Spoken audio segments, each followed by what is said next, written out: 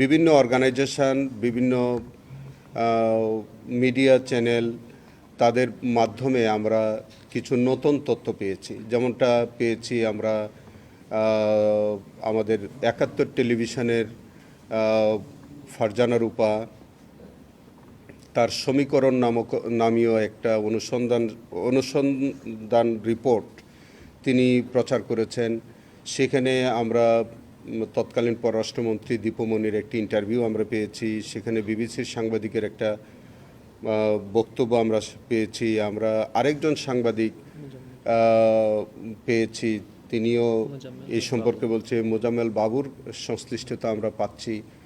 সেখানে যেমন ধরেন কোনো একজন সাংবাদিক বলছিলেন যে উনি সরজমিনে দেখেছেন, ছবি তুলেছেন, কিন্তু কোনো হতাহতের ঘটনা দেখেননি।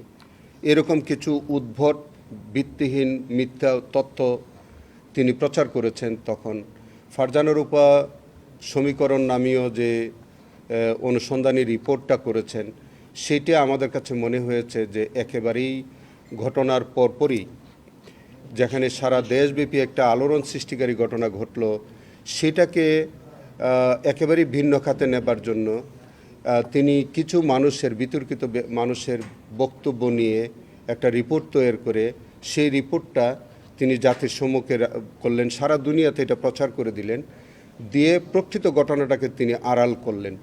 সেক্ষেত্রে এই যে বিষয়টা তৎকালীন ৭১ টেলিভিশন এবং মোজাম্মেল বাবু, ফারজানা রূপা, তাদের যে একটা ভূমিকা ছিল এই হেফাজত ইসলামের এই ঘটনাটাকে আপনার ভিন্ন খাতে প্রবাহিত করবার জন্য যে একটা প্রচেষ্টা ছিল, তাতে করে আমাদের কাছে মনে হয়েছে যে এইটাও একটা সিস্টেমেটিক ক্রাইমের মধ্যেই ছিল। তারা একটা পূর্ব পরিকল্পনা মাফিক এবং তাদের একটা সিস্টেমেটিক্যালি প্ল্যান ওয়াইজ তারা এই কাজটা করেছে।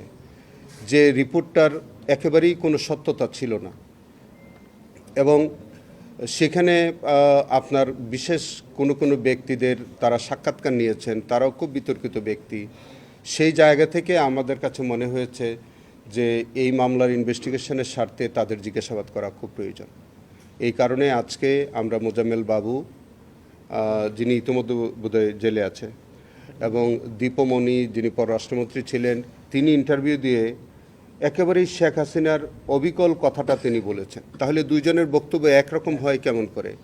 যে তিনিও কিন্তু একই রকম বলছেন, রক্তমাখা রং মেখে বসেছিল, টুপি পাঞ্জাবি পরে এমনভাবে বসেছিল, পুলিশ আসছে, দৌড় দিয়েছে।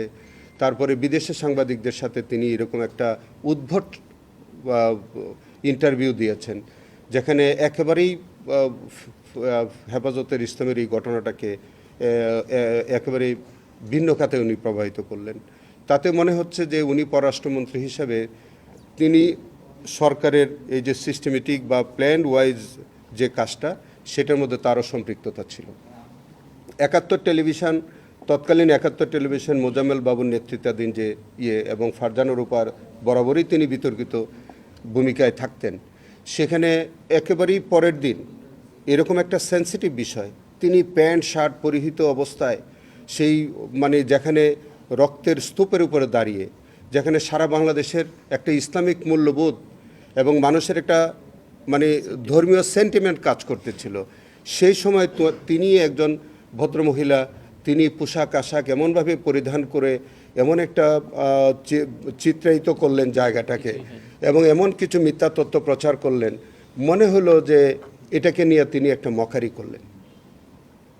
তো তার এই যে বিতর্কিত ভূমিকা এবং তিনি যেসব ব্যক্তিবর্গের সাক্ষাৎকার নিলেন, সব কিছু করলেন, তো সব কিছু মিলিয়ে আমাদের কাছে মনে হয়েছে যে এই মানুষগুলোকে, বিশেষ করে ফারজানা রূপা, মোজাম্মেল বাবু, পররাষ্ট্রমন্ত্রী দীপমণি, তারপরে আর কে একজন, এই তিনজনকে আপাতত আমরা তারা যেহেতু হেফাজতে আছে, তাদেরকে আমরা প্রোটেকশন চেয়েছি।